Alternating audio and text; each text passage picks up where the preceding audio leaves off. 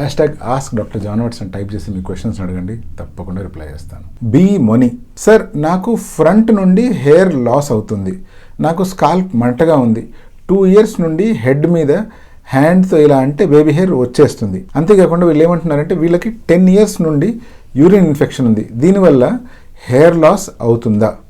Please చెప్పండి, regrowth రావడానికి solution చెప్పండి. ఎప్పుడైనా కూడా ఒక వ్యక్తికి క్రానిక్ ఇన్ఫెక్షన్ ఏదైనా ఉందనుకోండి, అటువంటి సిచ్యువేషన్లో మన బాడీలో ఇన్ఫ్లమేటరీ మీడియేటర్స్ అనేటువంటివి బ్లడ్ స్ట్రీమ్ మొత్తంలో చేరిపోయి ఉంటాయి. అలా ఎప్పుడైతే బాడీ ఇన్ఫ్లమేటరీ స్టేట్లో ఉంటుందో మన బాడీలో గ్రోత్ ప్రాపర్గా ఉండదు, డెఫినెట్గా హెయిర్ అనేటువంటివి చాలా వరకు నెగ్లెక్ట్ చేయబడతాయి. అలా అయిపోయినప్పుడు డెఫినెట్గా హెయిర్ అనేటువంటి ఈజీగా రాలిపోతాయి, టిలోజన్ ఎఫ్లూయం అనే స్టేట్ నెలకొంటుంది.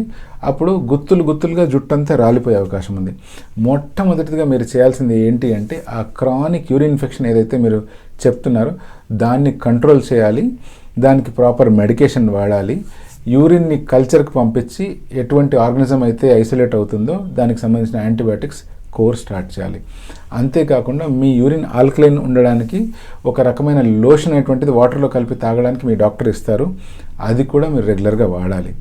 వాటర్ బాగా తీసుకోవాలి. ఇలా చేసినట్లయితే యూరిన్ ఇన్ఫెక్షన్ కంట్రోల్లోకి వస్తుంది. ఇలాంటి ఇన్ఫెక్షన్ ఇదనే కాదు, వేరే ఏ ఇన్ఫెక్షన్ బాడీలో ఉన్నా, అది లంగ్స్ సంబంధించింది కావచ్చు, లేకపోతే స్టమక్ సంబంధించింది కావచ్చు, లేదా ఇంకేదైనా ఇన్ఫెక్షన్ కావచ్చు, ఏదైనా క్రానిక్గా అంటే చాలా సంవత్సరాలుగా లేదా ఎక్కువ నెలలుగా ఉంది అనుకోండి, అటువంటి సిచ్యువేషన్లో మన బాడీ అనేటువంటిది గ్రోత్కి ఎక్కువ ఇంపార్టెన్స్ ఇవ్వకుండా బాడీని హీల్ చేసుకోవడంలోనే నిమగ్నం అయిపోతుంది. అటువంటప్పుడు హెయిర్ అనేటువంటి ఈజీగా ఫాల్ అయిపోతాయి. సో మీరు ఏమీ భయపడాల్సిన అవసరం లేదు.